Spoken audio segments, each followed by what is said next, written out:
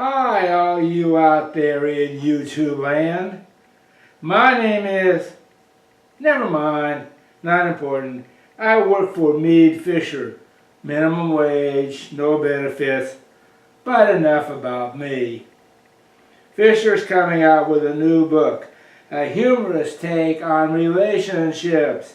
Something for the clueless guy, yep, you and me. In search of a relationship with a good, or at least a breathing woman. He hasn't come up with the final title yet. And he needs your help there.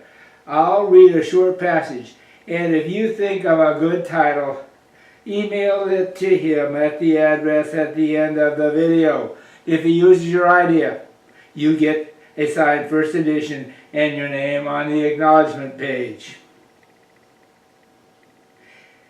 Okay, so here's a chapter called Your Relationship on Alcohol. Most people drink socially. Some drink antisocially and some not at all. I'm assuming that you are with the majority. You may not realize it, but it matters what you and your woman drink. Obviously, if one of you is a confirmed non-drinker, then the relationship is a non-starter. You won't be able to get over that speed bump. If neither of you drink, you probably met at church or at an AA meeting, so you have a lot in common, and you can skip this section. Do you or your woman like mixed drinks, and do you call them cocktails or highballs? These terms are slowly dying out as fewer people drink them, at least in the circles I've spun around in. I straddled a couple of generations, so I used to enjoy a pitcher of martinis, but not for breakfast, but now it's almost exclusively beer and wine. If you drink hard liquor, find a woman who does the same, otherwise there will be a massive communication breakdown. She won't understand all those mixed drink terms, and you won't know a Merlot from a Cab or a Pilsner from an IPA. You'll be stuck talking about politics, which will quickly kill the relationship.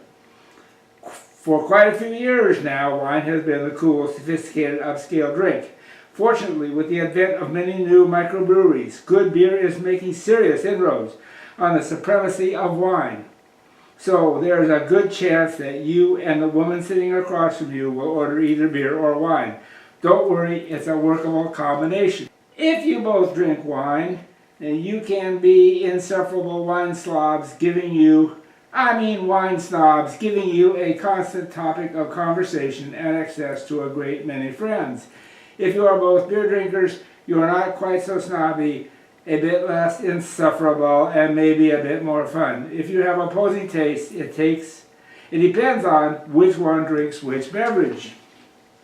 If you love beer, and she does also, and she can identify the type and perhaps the brewery, you have a keeper. Buy her an expensive ring, agree to however many kids she wants, and be willing to move to some godforsaken wilderness if that's what she wants, because she might very well be a cowgirl.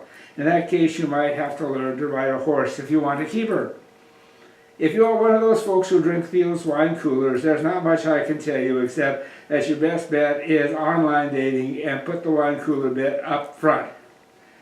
If you are a beer drinker and she loves your wine, you have a more traditional relationship. You are more typically guy and she is a feminine gal, and you probably have the occasional glass of Zin with her while she on a hot day will have a beer. You can go on this way for decades. If you are a wine snob and she enjoys powering down several bottles of IPA, then your relationship is not quite typical. If the plumbing springs a leak, she will likely rush in to fix it while you'll freak out about the possible damage to the carpet. Thank you.